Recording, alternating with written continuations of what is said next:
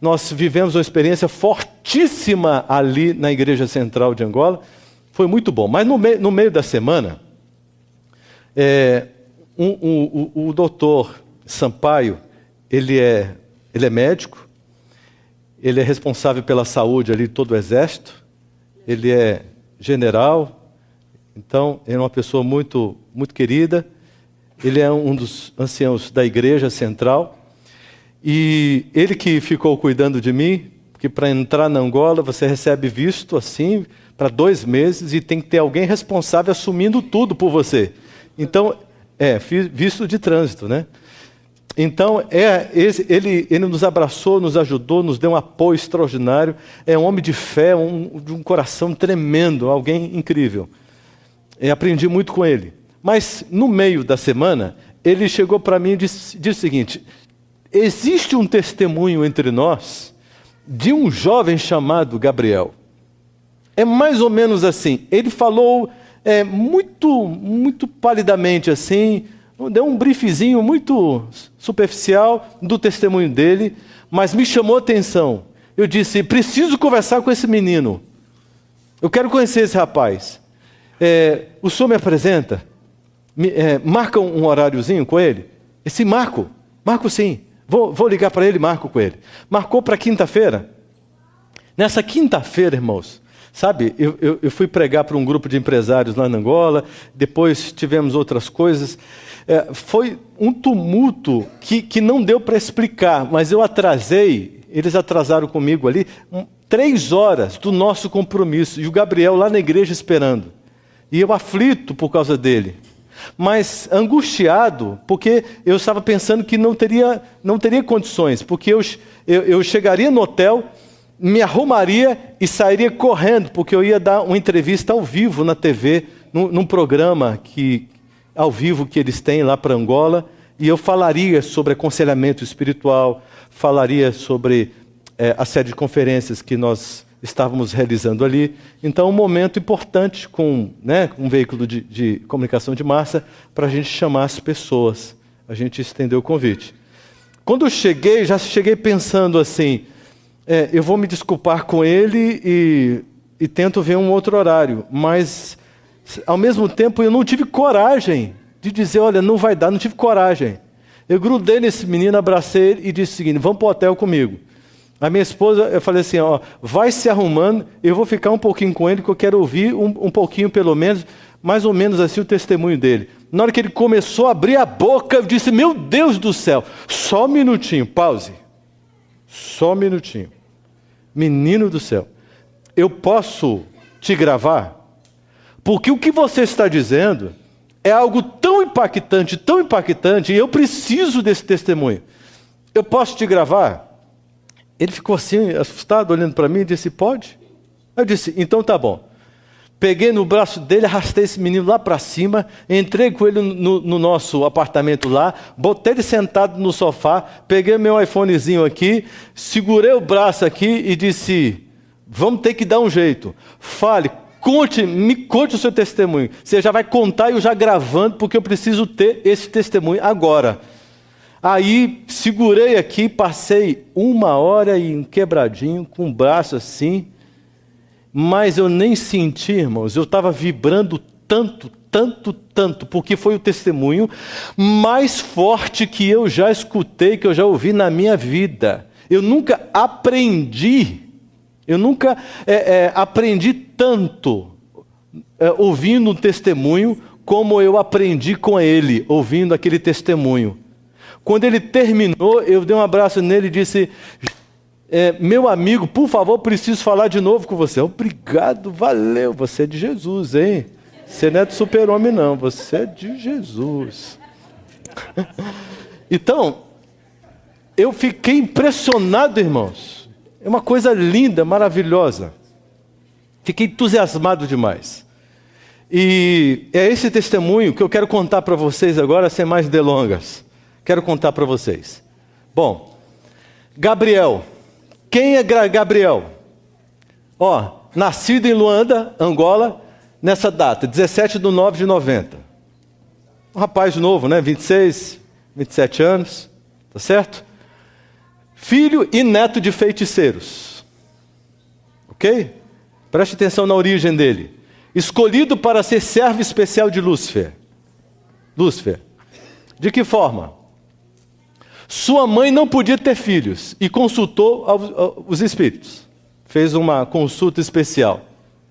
E aqueles demônios, aqueles anjos, disseram para o casal: nós temos que consultar os nossos superiores para ver o caso. E damos uma resposta. E foram consultar e chegaram com a consulta já pronta.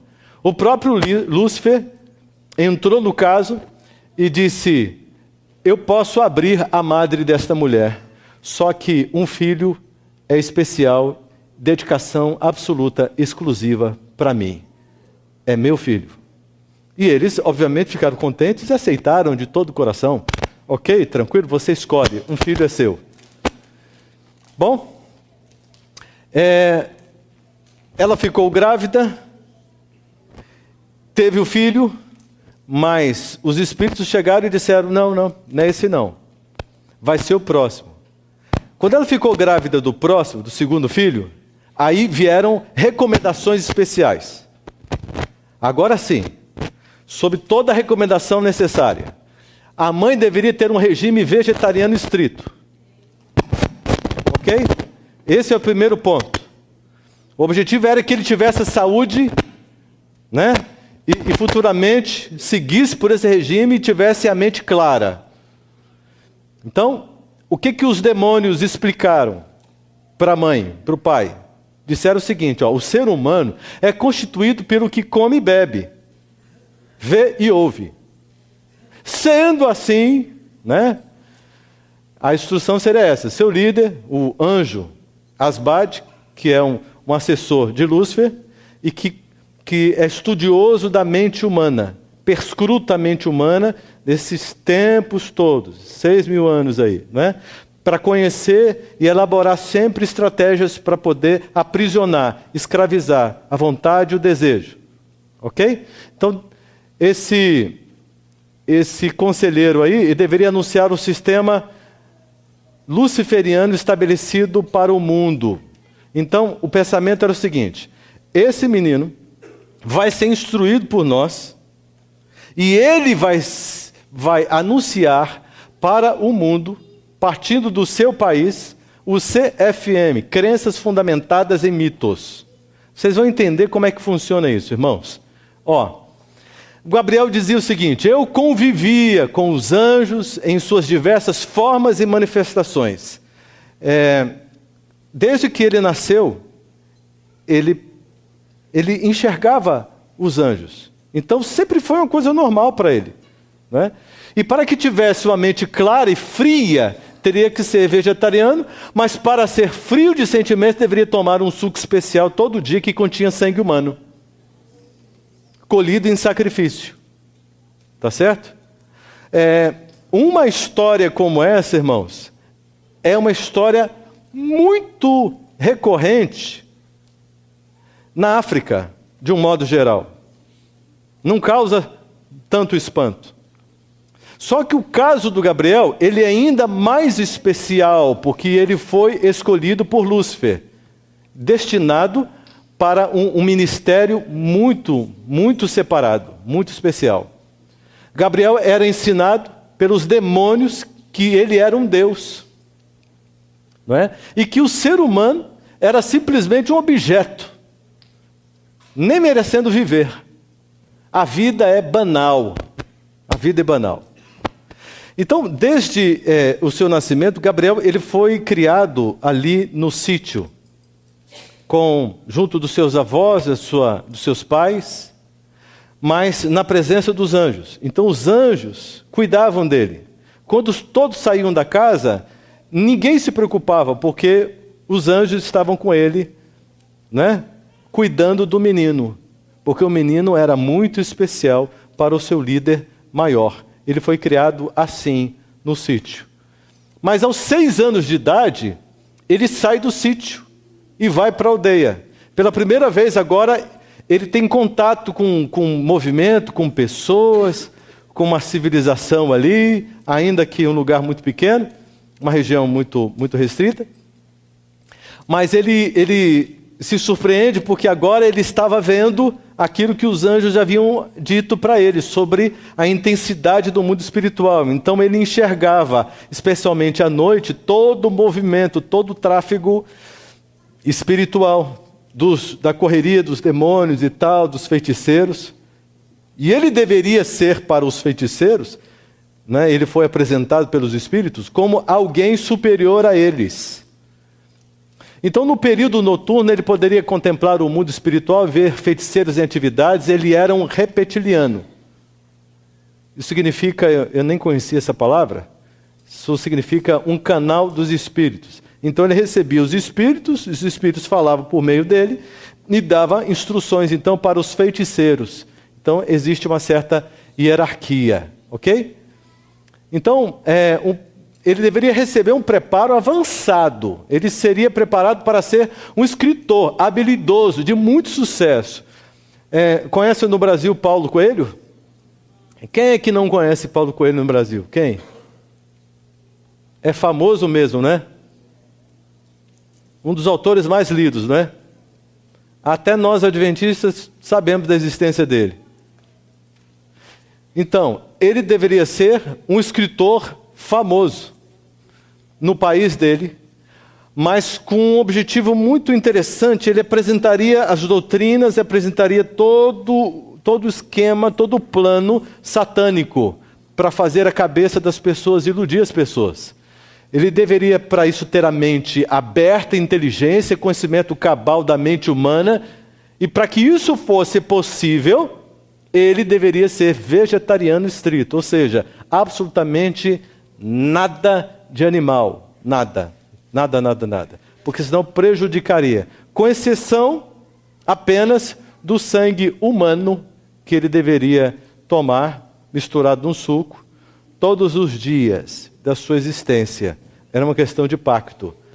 Segundo ele, para ter a mente fria, uma mente sem remorso, uma mente, sabe, que não tiver, sem nenhuma sensibilidade, principalmente ao sacrificar uma criancinha, um bebê, e ele sacrificou cerca de 47 pessoas.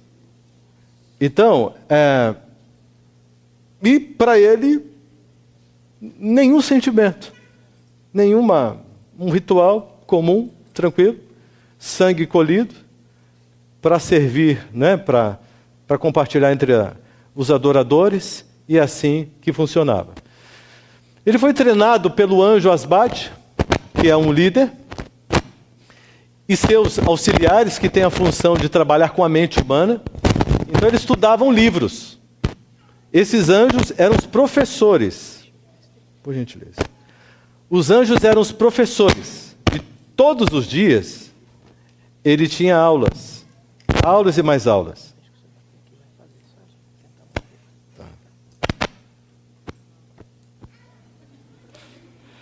Todos os dias ele então... Não tem jeito. Deixa para lá. Hã? Pode? Você que sabe.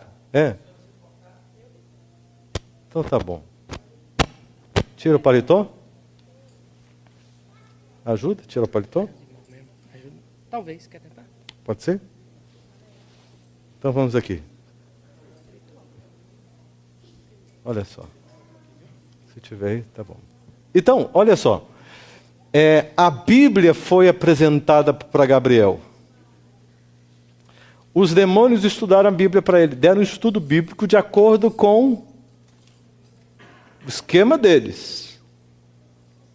Eles não apresentaram todo o esquema do plano da redenção. Apresentaram um monte de coisas para que ele conhecesse e pudesse pensar em como criar contrafações, mitos, para desviar a mente das pessoas e neutralizá-las contra aqueles ensinamentos.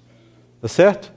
E vários outros livros ele estudou com os demônios para criar esses sistemas, ok?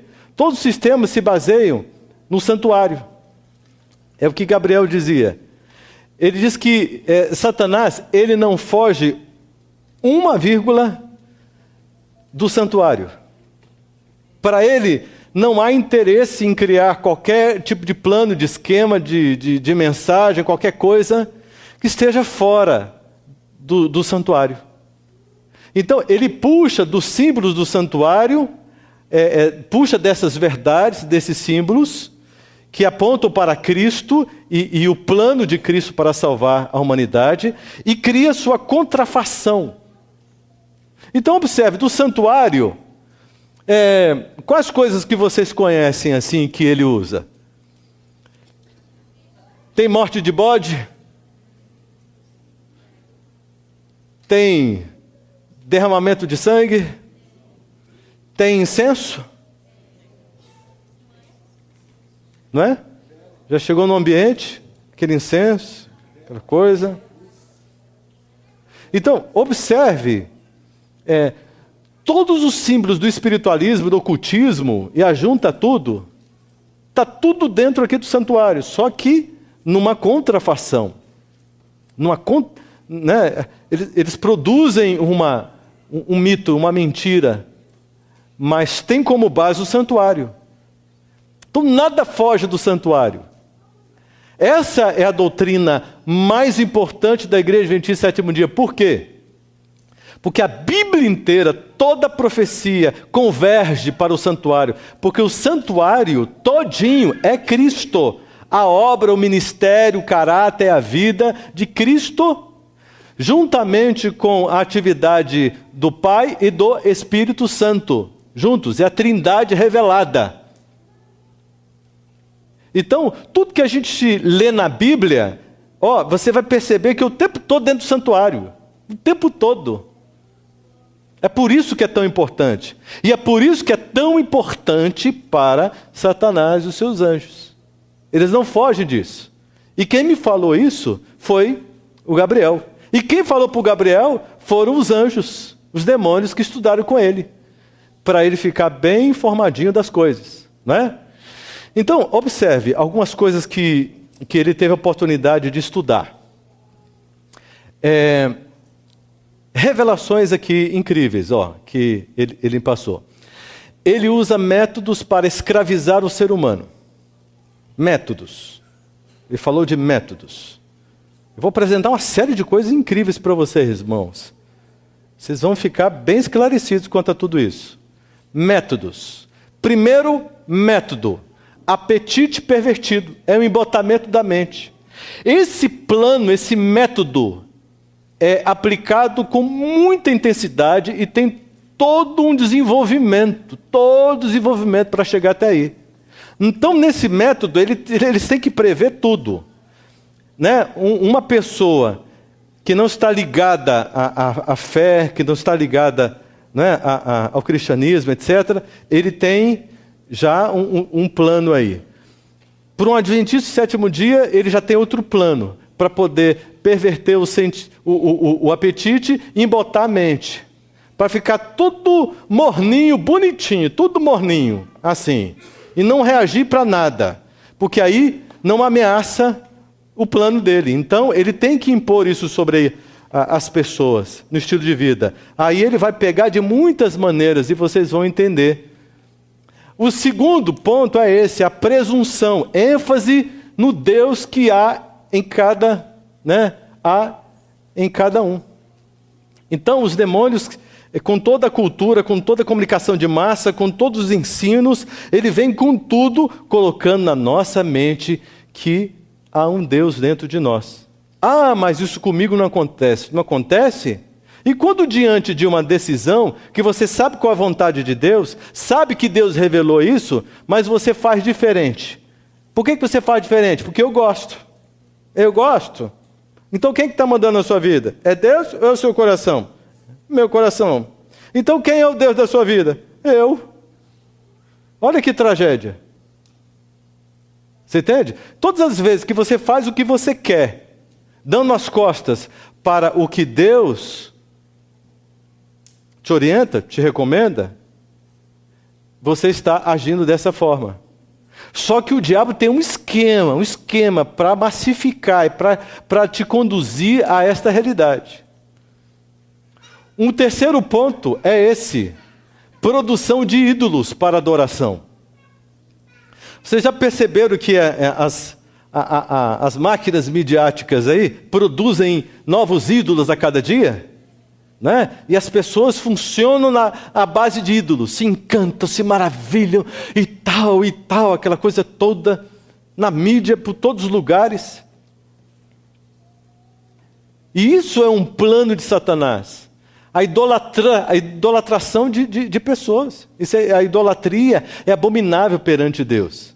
Mas continua. Isso aqui tudo são aulas, né? E estudos, é um resuminho, são só os tópicos de muito estudo que os demônios desenvolviam com Gabriel. Afinal de contas, eles estão preparando Gabriel para ser um grande anunciador de todo o plano de Satanás para as pessoas. Então, veja só, agora os meios. Vimos os métodos, agora os meios. Os meios para escravizar. Primeiro, riqueza. Pobres e ricos, escravos da insatisfação do ter. Você já viu uma pessoa insatisfeita, constantemente insatisfeita? Ela quer ter, ela quer possuir. Se eu não comprar isso, se eu não possuir, se eu não vou ser feliz, eu preciso disso, eu preciso disso, preciso disso. Eu tenho que comprar isso, eu tenho que comprar aquilo outro, eu preciso obter aquilo outro, eu preciso chegar aqui, eu preciso construir isso. E cada um tem uma desculpa para poder aplacar a consciência. E se matam para isso. E se vendem para isso. Então, essa insatisfação do ter deixa as pessoas amargas, insatisfeitas, infelizes, complexadas. Criam uma concorrência na igreja. Ah, porque o Fábio tem uma condição social maior do que a minha, ele ganha mais dinheiro. Por que eu não ganho? Eu faço tanta coisa para Deus, o Fábio nem faz nada para Deus. Que história é essa, Senhor? E eu fico tão chateado, aí começa. Mas ele também, nessa coisa toda não. Ele deve ganhar dinheiro aí, ele deve fazer alguma coisa errada aí. E não sei o quê. Começa esse espírito. Porque abrir o coração para o espírito de Satanás, a coisa começa, você perde o controle, porque você fica entregue. Você entrega os seus sentidos para Satanás. Então essa insatisfação do ter, desesperado, preciso ganhar, preciso trabalhar, preciso fazer, essa correria e tal, não tem nem descanso para o corpo e tal. Destrói o templo do Espírito Santo. Não consegue nem uma migalhinha de tempo para oferecer para Deus, nem isso. Só sobra o sábado para aplacar a consciência, vir para a igreja e diz que guardou o sábado, diz que sou adventista e está tudo certo. Está vendo como é grave? Isso aí, irmãos, eu não estou apontando uma situação daqui não, eu estou falando geral. Estou falando assim que ocorre de forma geral. É um dilema do mundo hoje, porque tem um esquema que enxerga isso e trabalha para que aconteça dessa forma. A moda é um modelo imposto que afeta a imagem de Deus. Você entende, irmãos? Então, quando você entra numa loja para você comprar uma roupinha, você tem que ver se tem coisa para homem. O que está ficando difícil é achar os negócios que seja para homem mesmo. Umas coisas diferentes, um negócio esquisito, irmãos. E você vê que um negócio não... Há um modelo aí que afeta a imagem de Deus. Nós precisamos prestar atenção. De como nós nos vestimos, de como nós nos portamos. Então há uma onda, alucinada mesmo, empurrando a humanidade para que perca cada vez mais a semelhança com Deus, não é? Então, terceiro ponto, a diversão. Mais tempo com as coisas e menos tempo com Deus. Secularização. E tem uma geração sendo preparada. Então, desde pequenininho, a criança já tem acesso a equipamentos que vão grudar na cabeça e fazer com que essa criança seja escravizada dos seus sentidos por isso, e a coisa vai crescendo, e quando você abre os olhos, você já não dá conta mais de resolver o problema. Você vê que o seu filho está completamente nas mãos de Satanás. O esquema é forte e funciona. E quem é bobinho fica olhando para ver o que vai dar, vai morrer de susto depois. Você entende? Tem um esquema forte, muito forte. Em todas as áreas do saber, das ciências humanas, existe um representante de Lúcifer. Em todas as áreas. Ele disse, prêmio Nobel e tal, ele falou um monte de coisa. Estou dando um resumo, senão a gente vai muito longe. Em todas as áreas do saber, tem um representante que foi instruído pelos demônios, que foi conduzido e domina a área. Existem alguns objetivos. Segundo ponto, 2 grandes profetas se destacam no mundo do ocultismo cristão e surgiram nesse século. 2 profetas respeitadíssimos e super conhecidos pelo ocultismo. E o primeiro é esse, estudadíssimo. Esse é o profeta, a profetisa mais estudada no mundo do ocultismo. Por quê? Porque tudo que ela fala é necessário que se faça uma contrafação urgente. Porque ela é a profetisa do arqui-inimigo. Se é a profetisa do arqui-inimigo, então temos que conhecer para a gente produzir coisas contrárias.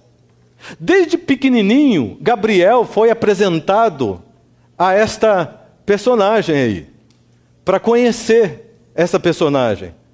E Gabriel, desde pequenininho, ouviu dos demônios o seguinte: o nosso arqui-inimigo, que é proibido falar Jesus, não pode usar o nome de Jesus, é proibido. Mas ele foi informado, porque ele precisava saber, porque ele tinha que ser um escritor esclarecido, conhecedor, que este arqui-inimigo tem essa profetisa, e esse arqui-inimigo tem uma igreja, que é dele, Igreja Adventista Sétimo Dia. Desde pequenininho. Ele nunca viu uma igreja adventista na vida dele. Mas os demônios apresentaram para ele Igreja Adventista Sétimo Dia, como sendo a igreja deste arqui-inimigo. Então, odeia esta igreja. Aliás, Gabriel foi ensinado a odiar o seu próprio nome, pelo significado do seu nome. Então, ele nunca foi chamado de Gabriel. Ele foi chamado de Gabloi, que significa anjo mau, ou anjo caído. Uma identificação direta com o ser que o assistia e o visitava pelo menos uma vez por mês para ter uma conversa com ele sobre as estratégias. Um dia, Gabriel, ele foi levado para a China. E lá na China, uma reunião mundial de todos os satanistas, elaborando as estratégias para que o plano seja imposto de forma ainda mais arrojada em todo o mundo. Todos os satanistas, cineastas famosíssimos, sabe, pessoal da área da mídia em geral, e vários intelectuais e pessoas proeminentes, e Gabrielzinho ali, para poder conhecer tudo e saber quais eram os intentos, e recebendo a sua formação para poder agir.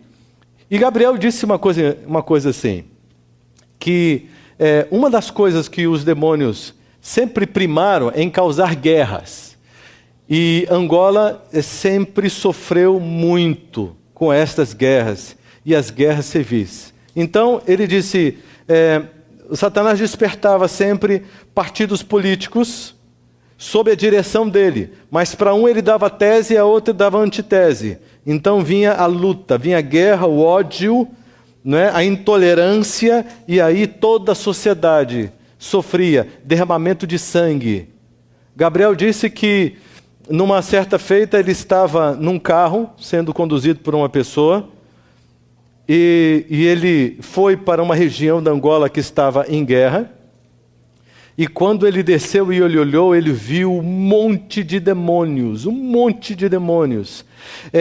dando risada e satisfeitos, e levantando sangue, e dizendo, e se satisfazendo, se realizando com todo o sangue, com tudo aquilo que eles estavam produzindo.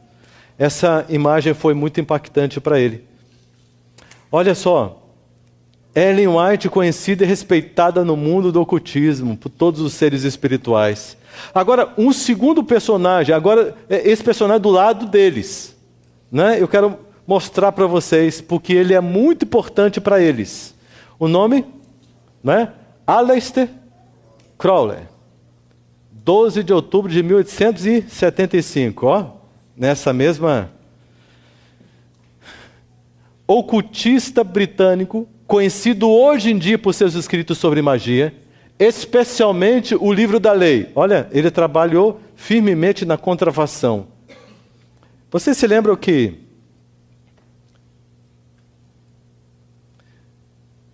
um cantor popular que morreu, aquele que usava cavanhaque, todo cavernoso, Raul Seixas. Raul Seixas usou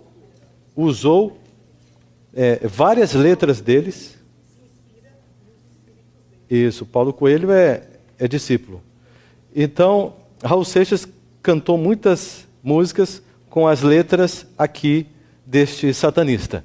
Então, olha só, o texto sagrado, né, e central da Telema, apesar de ter escrito sobre todos os assuntos esotéricos como a Cabala. Crowley também era mago, hedonista e crítico social. E muitas de suas façanhas, ele iria contra os valores morais e religiosos do seu tempo, defendendo a liberdade pessoal e espiritual, baseando a sua regra, né, de faz o que tu queres. Ó, esse cidadão foi o que colocou em prática o plano que Lúcifer criou, bolou, e que Gabriel teve que estudar a fundo, para entender todo esse processo e poder então entrar no espírito. Olha só, este homem, né, iniciou essas revoluções, como crítico, etc.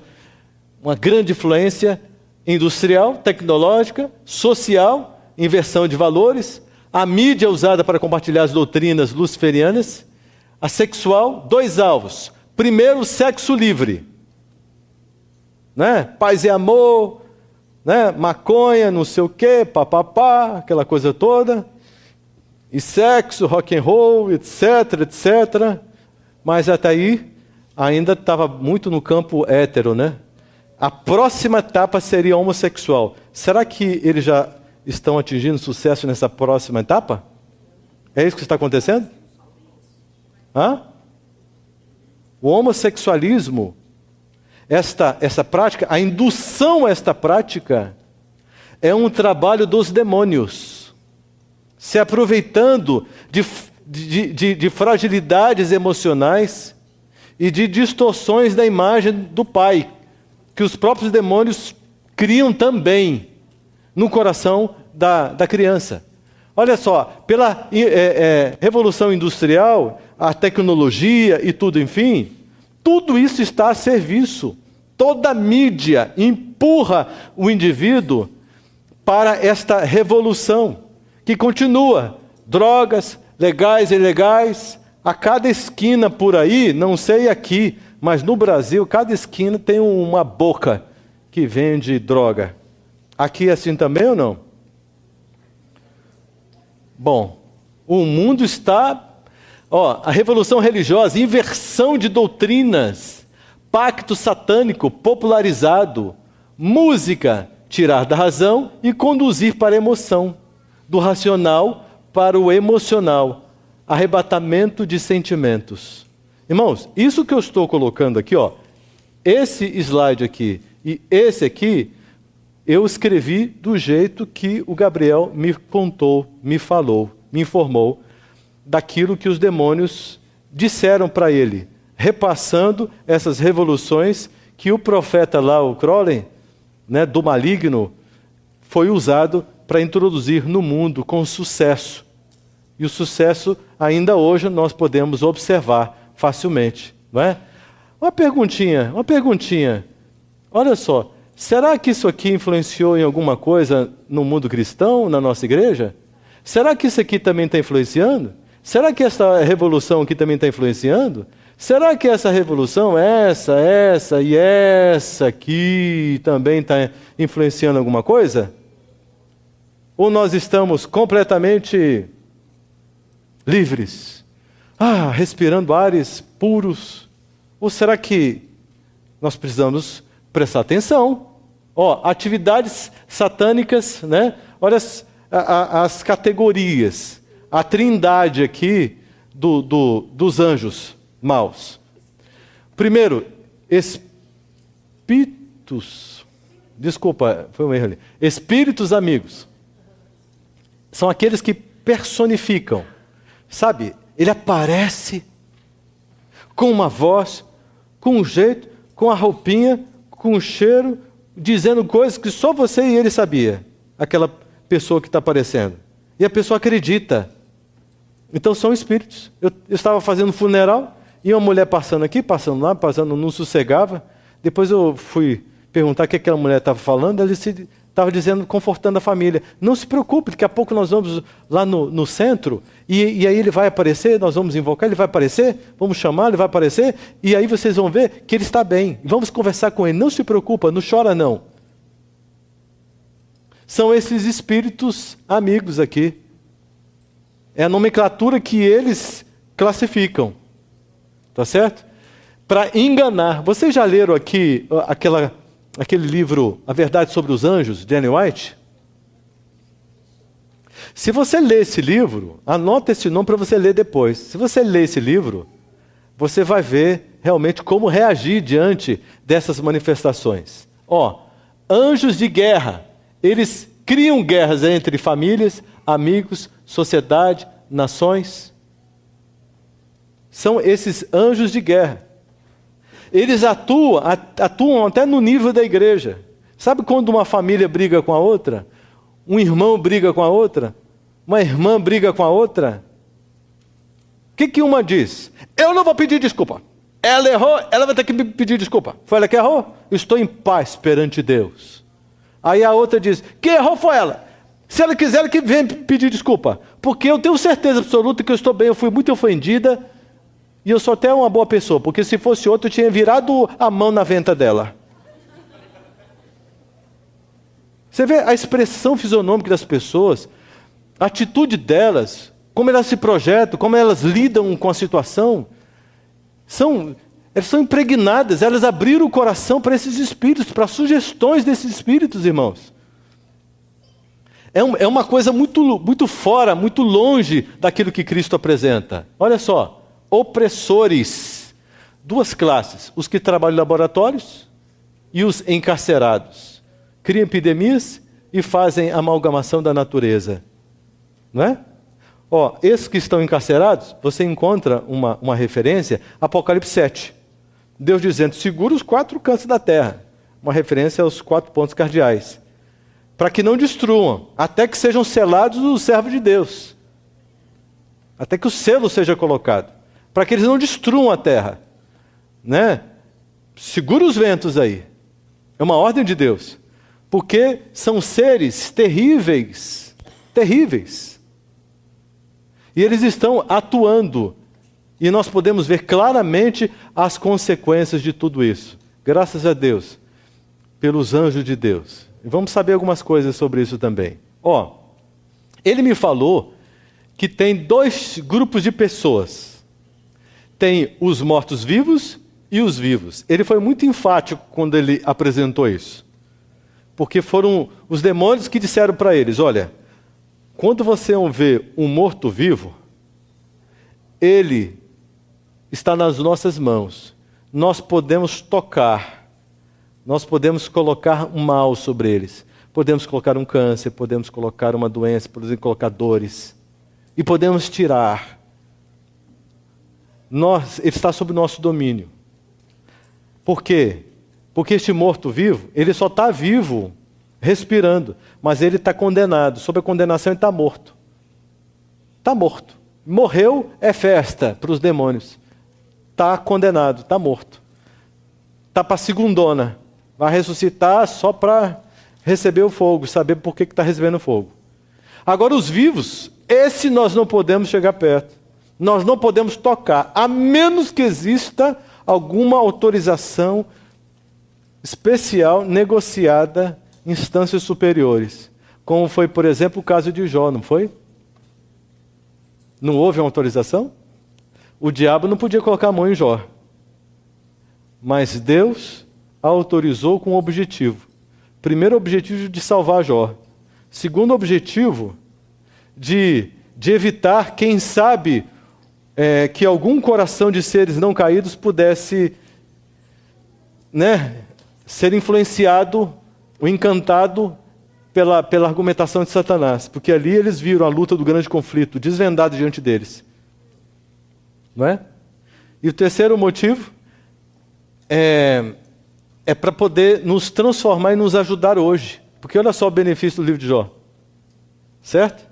Inclusive foi o livro de Jó que converteu, eu tenho essa impressão no meu coração, que converteu e ensinou para ele, deu toda a estrutura teológica necessária para Moisés, lá em Midian. Tanto é que Moisés acabou escrevendo, porque ele disse, a humanidade não pode ficar sem isso. E o Espírito Santo inspirou a escrever. Foi o primeiro livro da Bíblia. Jó. Não é? Então, os vivos são os cobertos pela graça. Eles estão vivos e estão vivos mesmo. Estão vivos e vivos eternamente. Eles não morrem, eles estão vivos. Morte no sentido de morreu, está condenado à morte eterna. Mas se morrer, apenas dorme, porque ele vai ressuscitar e vai viver. Então eles estão vivos. Olha só que conceito, eu nunca parei para pensar dessa forma. Mas os demônios ensinaram Gabriel dessa forma. Incrível, né? Ele se mantém em Cristo. Não é? Olha só, 2 grupos de pessoas. Quando um ser rejeita Deus, os demônios o reclamam imediatamente. Entretanto, a intercessão cria resistência. Você tem um filho que se rebela contra Deus. Eu não acredito mais em Deus. Eu sou ateu. Eu sou não sei o quê. Papapá, aquela coisa toda. A sua intercessão cria uma resistência e um controle pela misericórdia de Deus, atendendo a sua oração, mediante a atuação direta do Espírito Santo naquele coração, porque você está pedindo. A oração intercessora é fortíssima. Fortíssima. Ô, Osés, daqui a pouco você entra. Tá bom. Olha o que Gabriel disse. Me sentia poderoso, mas muito infeliz. Tinha um coração frio, mas mais cruel do que um pedófilo. Era muito calmo e ninguém podia desconfiar de mim. Ninguém poderia desconfiar de mim.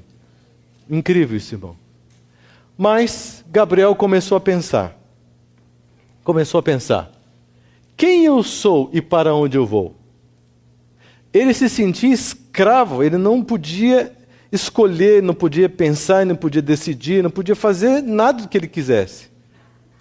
Ele estava plenamente a serviço de Satanás e seus anjos. Ele não tinha personalidade, ele não tinha escolha, ele não tinha nada.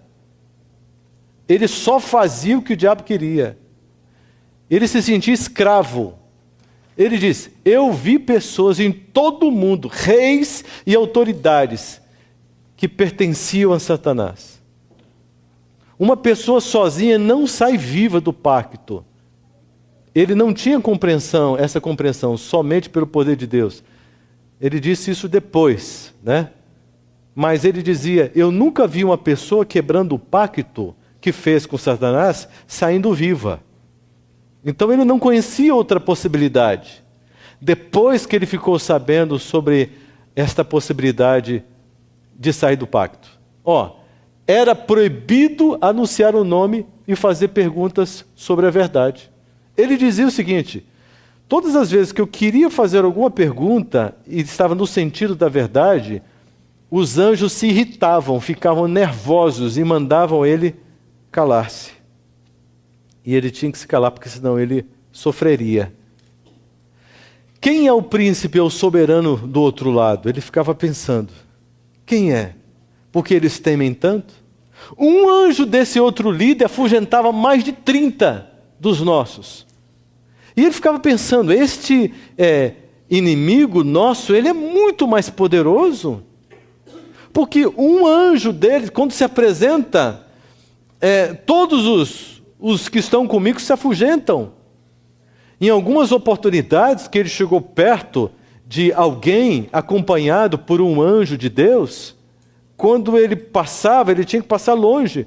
Porque se ele se aproximasse, nenhum anjo que acompanhava ele, os os que o acompanhavam desde o nascimento, ficavam perto. Por que isso? E ele perguntava e eles ficavam nervosos, muito irritados. Em uma missão para destruir uma casa de missionários, para destruir um casal de missionários, obrigado. Gabriel vê a casa iluminada e um ser brilhante em cima. Ele foi chamado para fazer um trabalho contra uma família, uma casa ali de uma família missionária. Quando ele se aproximou com a sua turma, com os seus anjos, ele ficou impactado, porque ele viu uma luz tão forte, que ele nunca tinha visto. Aquilo não era luz elétrica, era muito forte. E aí ele percebeu que em cima um ser brilhante, gigantesco, estava protegendo aquela casa. Aí ele perguntou: quem é aquele? E os demônios disseram: nosso principal inimigo, vamos embora. E eles foram embora, porque os demônios não deixaram ele ficar ali. E aí os demônios deram instrução para ele: você vai começar a entrar em contato com adventistas. É uma ordem. Só que tem duas categorias. Uma, adventista no sétimo dia. A outra, adventista do sétimo dia. Então, nós é que vamos falar para você. Quando for um adventista do sétimo dia, está proibido falar com ele. Passe longe. Quando for um adventista no sétimo dia, aproxime-se, influencie, ofereça aquilo que nós vamos te recomendar, envolva-o e ensina esse adventista no sétimo dia, para que ele possa, na sua comunidade, influenciar, a fim de destabilizar a igreja do nosso inimigo. O que vocês acham disso, irmãos? Incrível, não é? Incrível. A partir do próximo slide, eu vou mostrar para vocês uma coisa tão linda, irmãos. Tão linda. A partir do próximo slide, vocês vão ver só o poder de Deus. Cristo, Cristo, Cristo, Cristo, Cristo.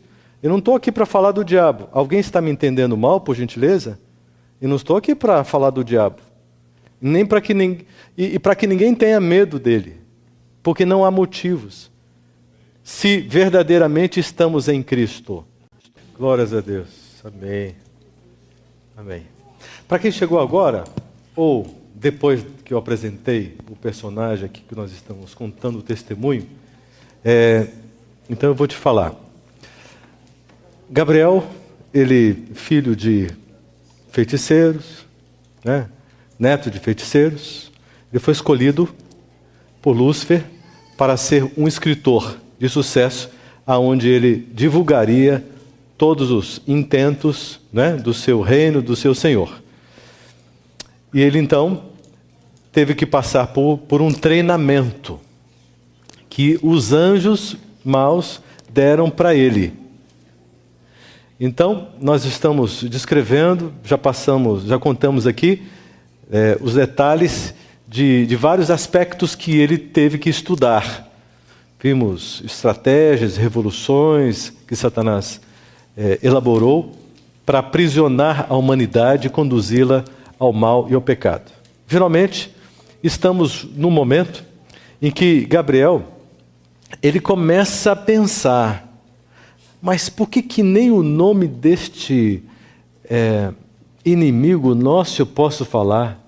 Mas esse inimigo é muito mais forte do que Lúcifer. Um anjo dele, quando ele se apresenta, 20, 30 dos que estão comigo, eles saem, eles fogem. Mas o que está acontecendo? Por que eu me sinto tão deprimido? Por que eu não tenho paz? Por que eu sou um escravo? Tenho tantas promessas deles, mas nada se realiza. Eu sou alguém usado por eles o tempo todo. O que está acontecendo comigo? Esse inimigo tem uma profetisa que nós precisamos estudar para fazer tudo diferente. Esse inimigo tem uma igreja, tem membros dessa igreja que eu não posso entrar em contato, outros membros que são fracos, estes eu posso entrar em contato para influenciá-los, mas não posso nem entrar nesta igreja. O que acontece? O que acontece? Ele está confuso, ele está impressionado com essas coisas que ele está constatando na vida dele, na história dele. No encontro com um missionário adventista, numa loja que ele foi, ele chegou na loja, entrou, e havia um missionário adventista ali, o nome dele lá de Ventura, e ele então se aproxima de Gabriel e faz uma abordagem. Gabriel quis se esquivar, mas esse missionário foi tão jeitoso, etc., e começou a falar coisas a respeito da vida dele. Essa é a impressão que ele tinha quando ele estava ouvindo o Evangelho, que liberta da escravidão, que dá paz ao coração, e começou a fazer um apelo, e ele ficou com o coração trancado e cheio de raiva. Gabriel, nesse momento, começou a pensar: ele não sabe com quem ele está falando. Eu vou ensinar para ele. E ele, então, tentou buscar ali apoio dos seus anjos e não tinha nenhum com ele. Uma situação incomum. E ele ficou vulnerável. E teve que escutar sobre esse Jesus que é a liberdade. Simplesmente eles não apareciam, os demônios, ele ficou completamente desarticulado. Ao dormir, veio uma claridade muito grande, na noite que ele estava descansando, uma claridade muito grande, e os demônios saíram, e ele acordou e olhou, e não tinha, os demônios saíam.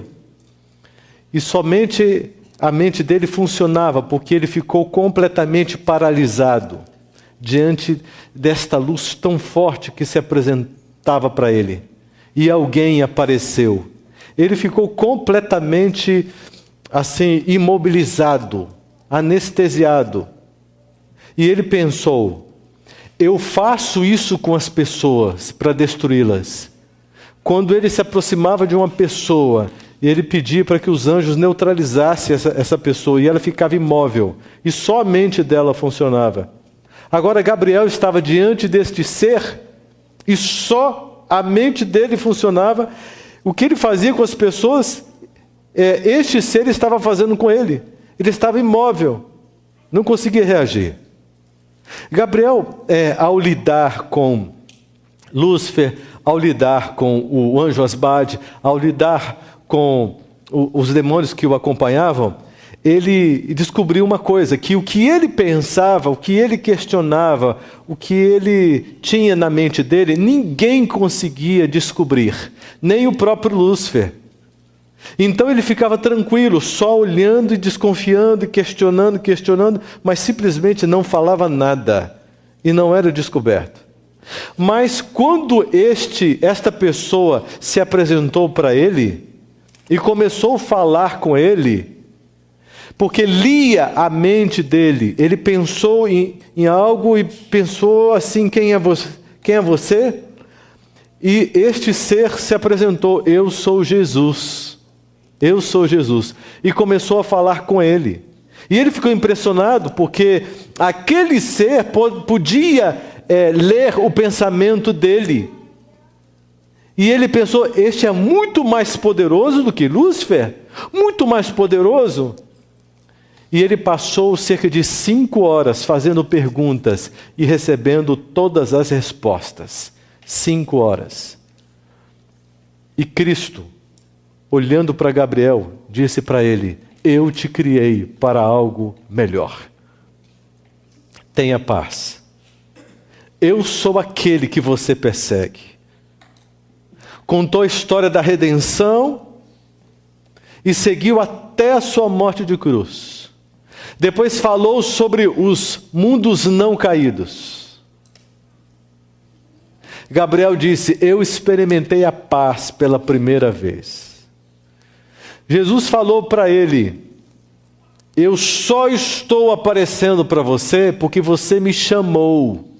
Porque todas as vezes que você pediu paz, pediu liberdade, eu sou a paz, eu sou o seu libertador, você estava me chamando, é por isso que eu estou aqui. E Cristo olhou para Gabriel e disse: você quer seguir-me? Eu não te darei o que lhe foi prometido pelos demônios, mas te darei a vida eterna. Gabriel, neste mundo você vai sofrer, mas eu estarei com você. Gabriel disse que Satanás, o Lúcifer, lhe prometeu tantas coisas incríveis, tantas coisas, sucesso, poder, dinheiro, tantas coisas. Ele estava sendo preparado para ser alguém com muita influência, com muito poder, com muita força, com domínio. O ego dele estava sendo construído nessa direção. Observe o que Cristo está prometendo. Não te darei o que os demônios te prometeram. Você vai sofrer. Mas eu te darei, eu estarei com você. Que coisa maravilhosa, irmãos. Gabriel lançou-se no chão, pediu proteção e disse: se o Senhor proteger a minha vida, eu quero quebrar o meu pacto, o pacto que eu tenho com o teu inimigo.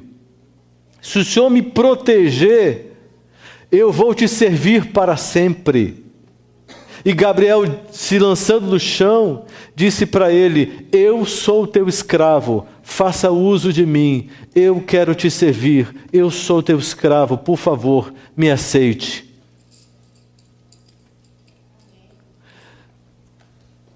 Ele disse: quero fazer parte de sua igreja, meu Senhor.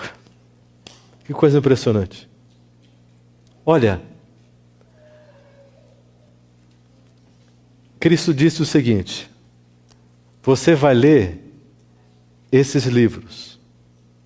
Quando você terminar de ler, que você ensinou para ele onde ele conseguir esses livros, da profetisa dele, Ellen White.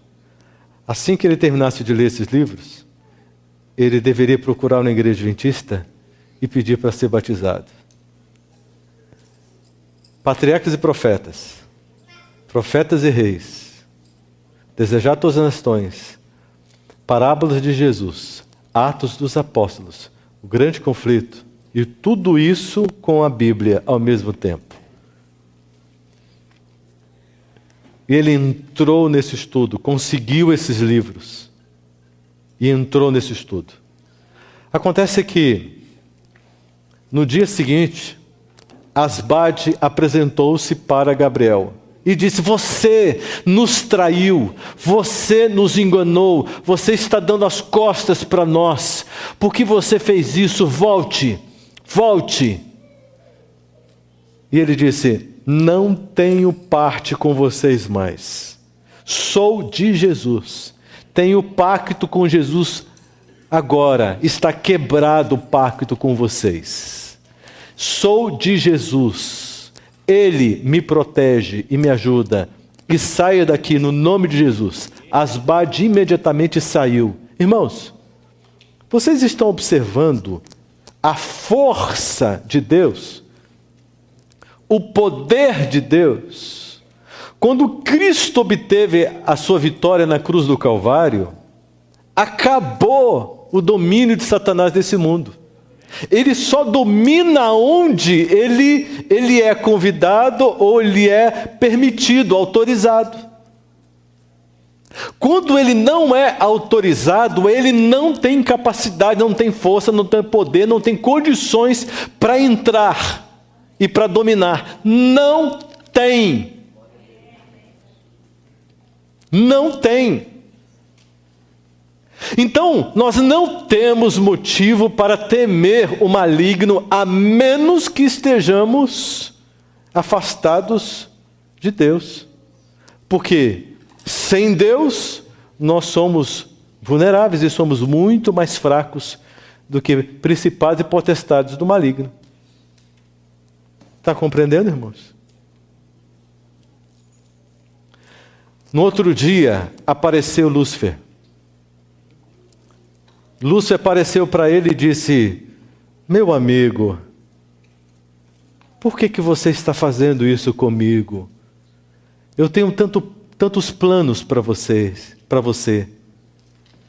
Tenho te dado poder, autoridade, te fiz promessas, estou cumprindo as minhas promessas. Você tem uma chance, volte. Naquele momento, Gabriel pensou. Ele pensou: Lúcifer não é amigo de ninguém, nem dos seus líderes mais chegados que o servem, ele tem qualquer tipo de amizade. Ele é mau e essencialmente cruel.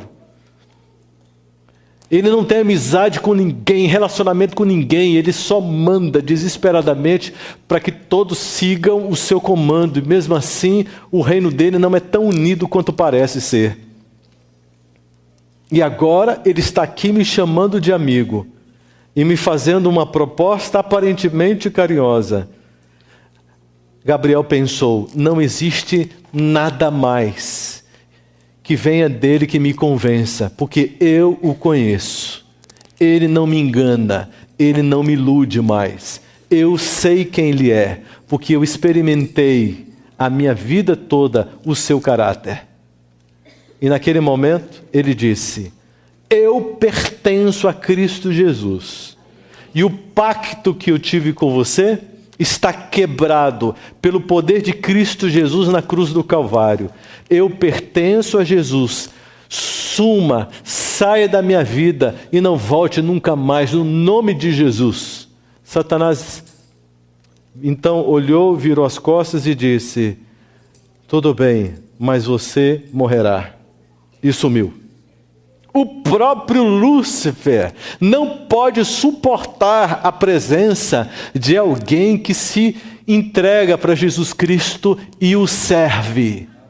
Nem Lúcifer, o mais poderoso dos demônios, consegue suportar e resistir e minar o poder de Cristo Jesus. Cristo Jesus é poderoso. Cristo Jesus ele é o vencedor nessa batalha. Ele é o grande Miguel que se levanta para socorrer os seus filhos.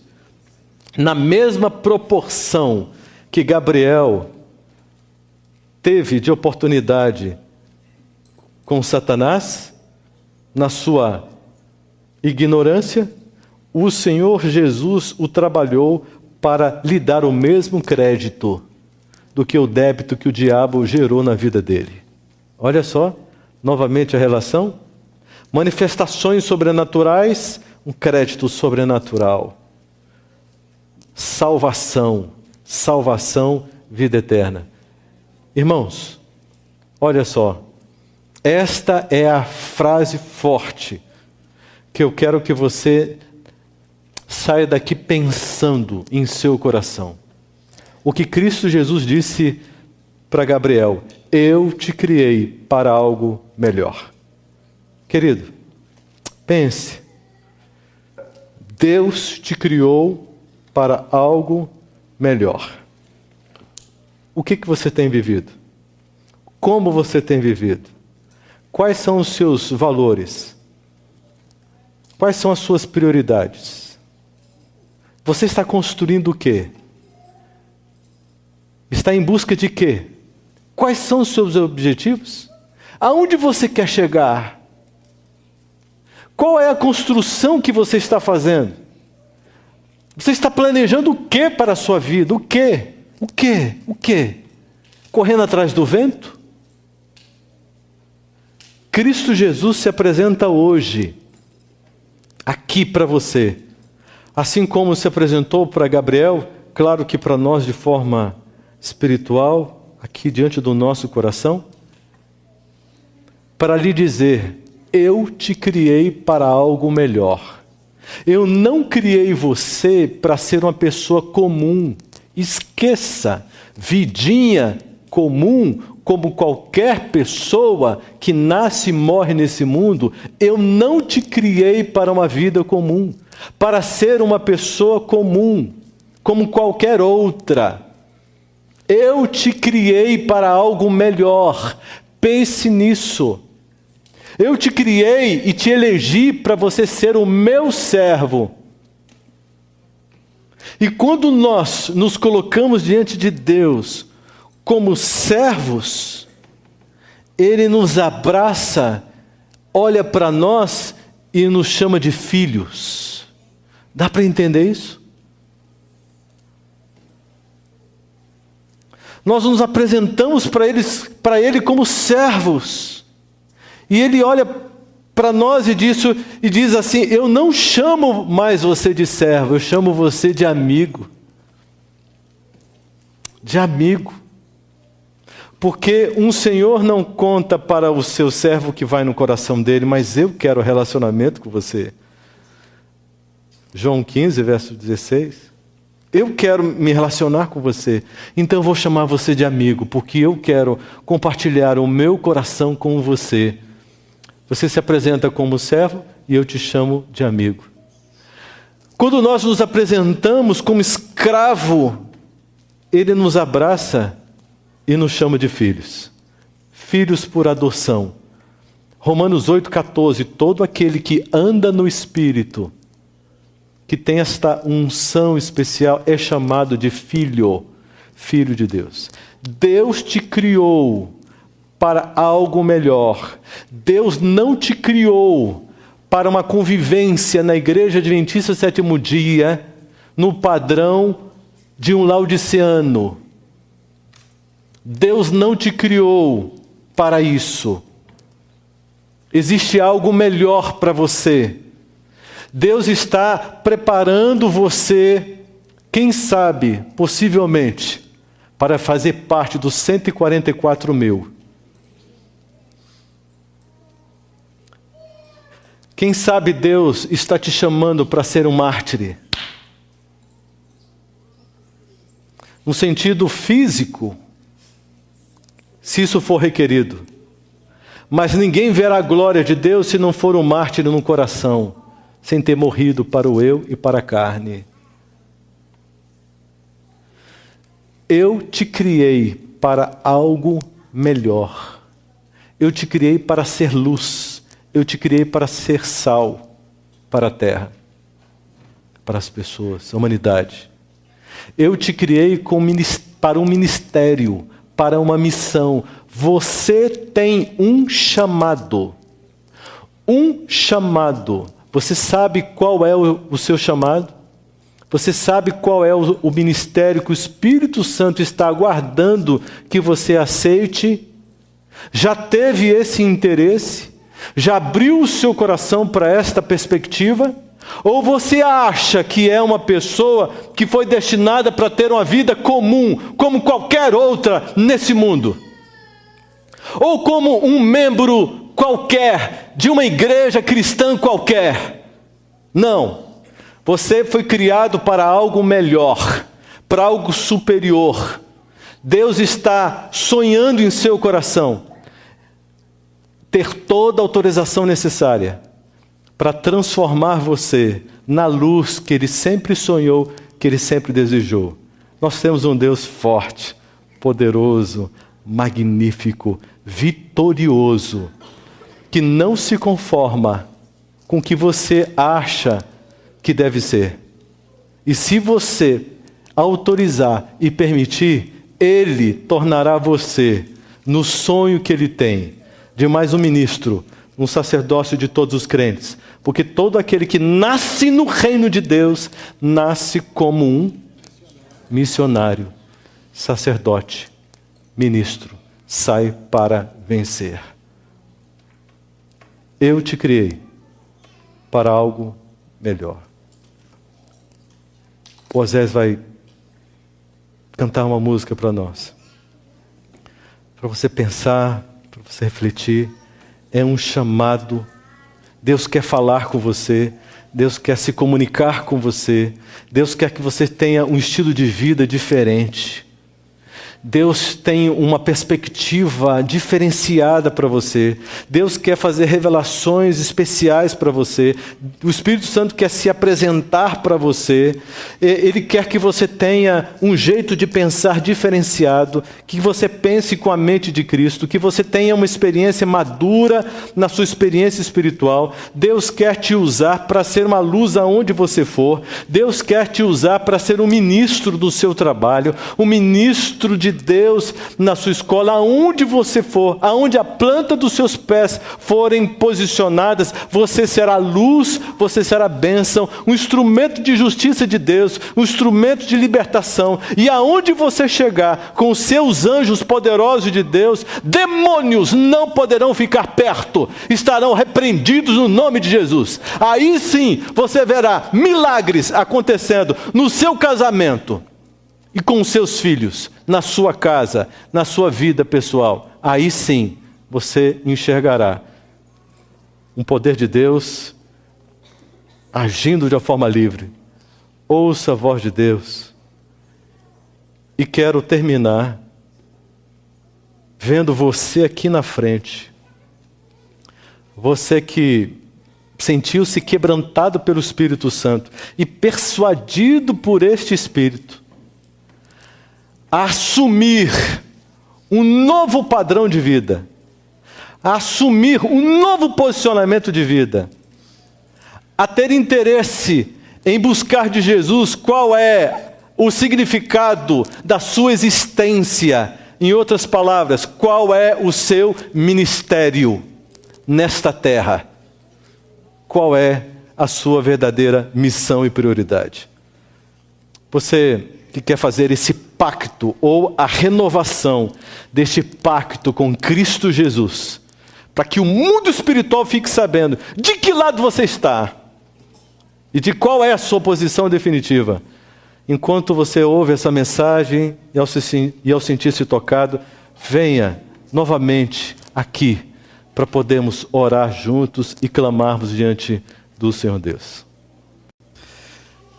Um dia desses, isso já faz uns 4 anos mais ou menos, eu acordei numa manhã, e assim que eu acordei e abri os meus olhos, eu ouvi uma voz. E essa voz me disse assim: eu não quero mais sentir saudades de você.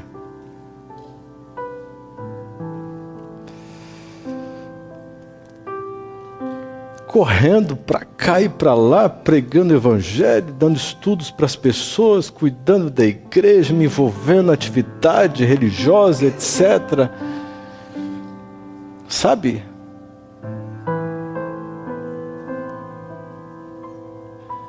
E de repente eu escuto: não quero mais sentir saudades de você. Irmãos, eu me ajoelhei e pedi perdão e misericórdia para Jesus. Nós somos criados para o relacionamento e Deus não abre mão disso. O tempo todo buscando reatar este relacionamento, esta intimidade. Esse é o sonho de Deus, essa é a vontade de Deus. Ele não desiste disso. Ninguém tira isso da cabeça de Deus. De ser o seu melhor amigo, o meu melhor amigo. Intimidade, Deus quer isso, porque para isso nós fomos criados. Esta é a razão da nossa existência. É exatamente por isso que nós nunca vamos ser felizes em qualquer outro projeto, ainda que seja religioso, se não for por esse caminho, intimidade com Deus. Será que você pode vir? Você anda sentindo saudades? O Deus anda sentindo saudades de você, de mim? A gente tem um relacionamento já de muito tempo. E eu tenho uma experiência com o Manassés que eu nunca contei e não conto isso. Mas eu tive 2 momentos muito fortes com eles. Eu estava passando por uma crise no meu casamento muito forte. E eu chamei ele um dia para orar e falei: estou cansado de ser capacho do inimigo. A gente estava na capela juntos. fomos para a capela, e ele falou para mim assim: então, é você que escolhe. É você que escolhe. Mas o mais forte, eu estava ouvindo vozes. Um dia, eu estava em casa, escutava chamar o meu nome. E eu estava no processo de buscar, de orar. E eu comecei a orar e eu começava a escutar, me chamar, falar meu nome, assim, com todas as letras. E eu comecei a ficar com medo. E eu falei: Manassés, tem um negócio estranho acontecendo comigo. Estou escutando vozes. Escutando vozes lá em casa, eu estou sozinho lá, estou escutando me chamar, eu estou com medo. O negócio está ruim. Ele falou assim: então ora. Cada vez que você escutar, sentir, ora. Eu falei: vai passar? Ele falou assim: ora. E eu fui orar. E aí a gente se encontrou, e aí? Eu falei assim: rapaz, piorou. Quanto mais falava, mais eu orava, mais chamava. Ele falou assim: eu vou te contar uma coisa. Sabe o que é? O Espírito Santo está com saudade de você.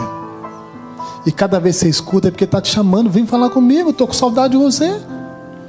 Porque a intenção é que você nunca saia, que ele não tem que ficar te chamando. A intenção é que você esteja do lado dele o tempo todo. E isso fez uma diferença muito grande para mim. Você não faz ideia. Você não faz ideia. Eu te ouvindo aqui, vendo falar, e eu te criei para algo melhor.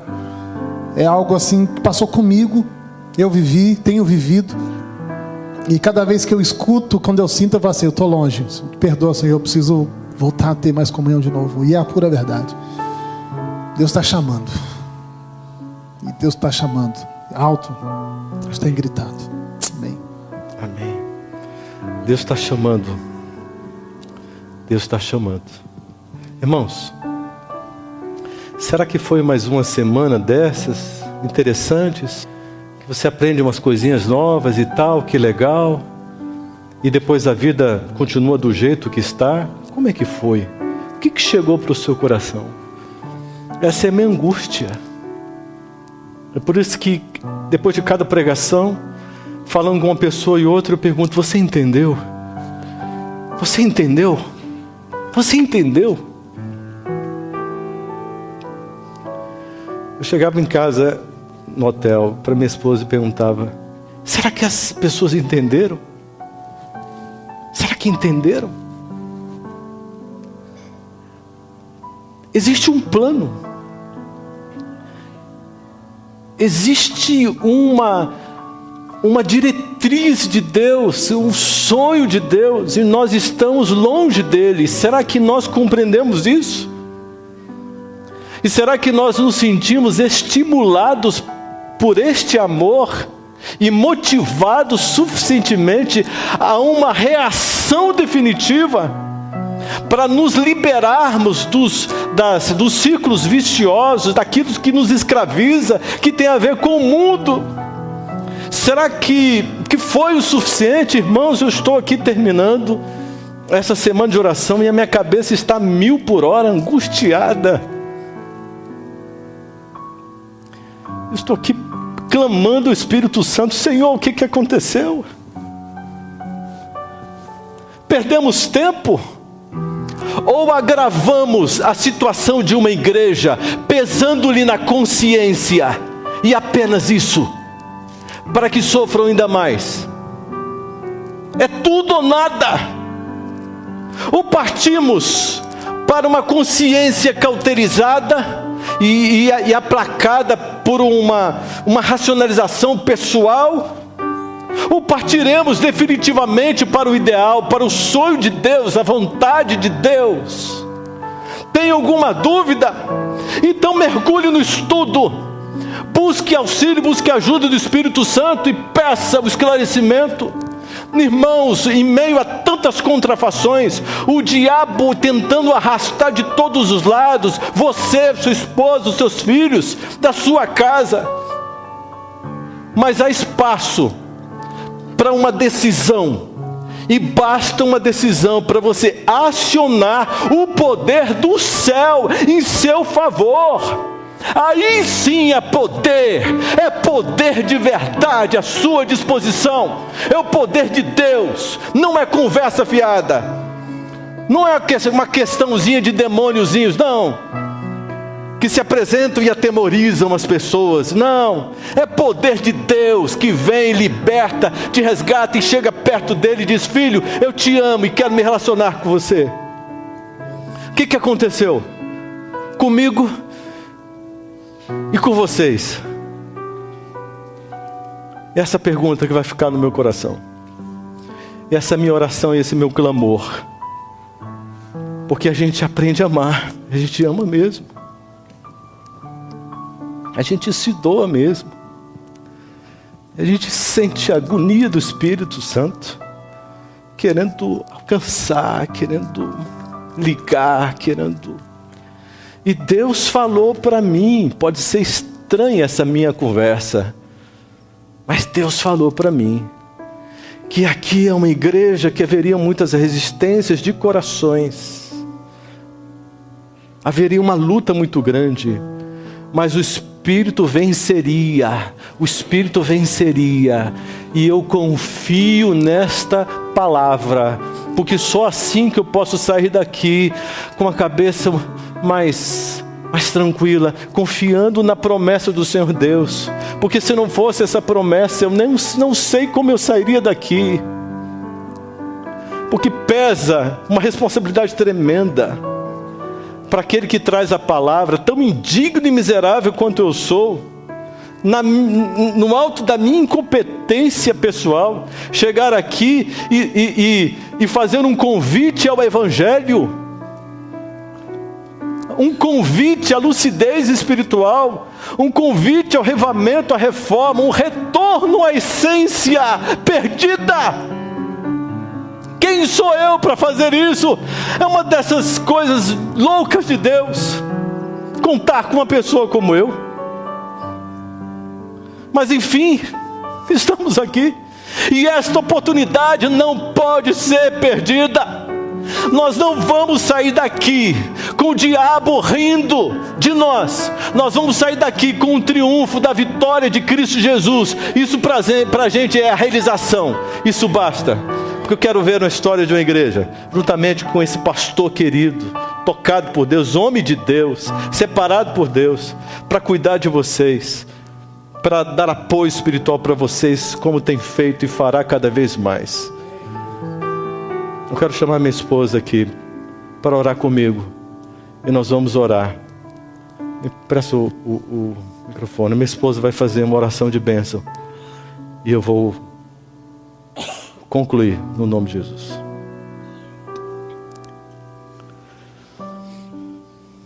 Vamos orar.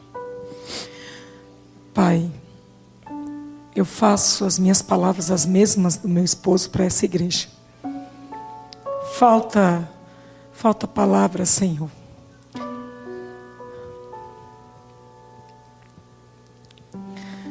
Para expressar o que vai aqui dentro.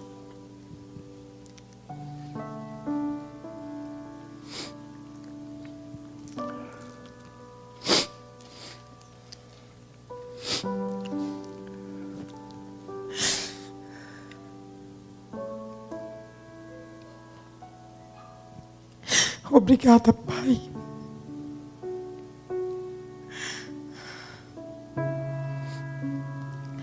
Não pelas emoções, mas pela manifestação do Teu Espírito. Amém, Pai. Senhor, a esperança é muito grande, minha e do meu esposo, de que essa igreja ressuscitou.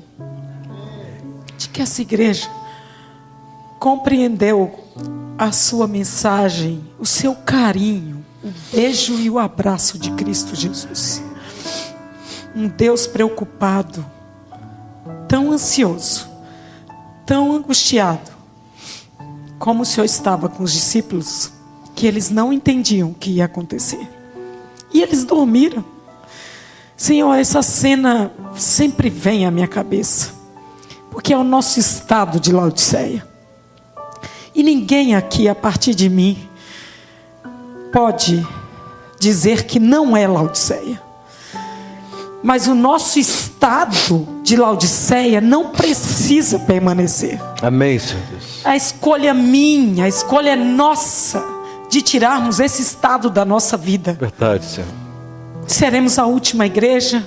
Isso é profético. Somos Laodiceia por Apocalipse, escrito, inspirado por Ti, Senhor. Amém. João escreveu isso. Como negar e tirar isso? Mas podemos negar tudo que o mundo contém, tudo que ele tem para nos destruir. O Senhor mesmo disse, Cristo Jesus, disse para os seus discípulos, olha, eu não peço que os tires do mundo, mas o mundo saia de vocês. Amém. Jesus nos deu a vida eterna, promessa maravilhosa. Se o Senhor cumpriu tudo até aqui, as penúltimas páginas da Bíblia, só faltam elas para acabar com esse mundo. Então aumenta a nossa fé, Senhor. Como aquele homem que pediu para aumentar a fé, aumenta a minha e a fé de cada um aqui. Restaura a vontade imensa, a fome de paz, fome de pão da palavra, fome de amor, fome de perdão, fome de Cristo Jesus. Senhor, alimenta a nossa alma. A gente precisa disso, Pai, a partir de mim.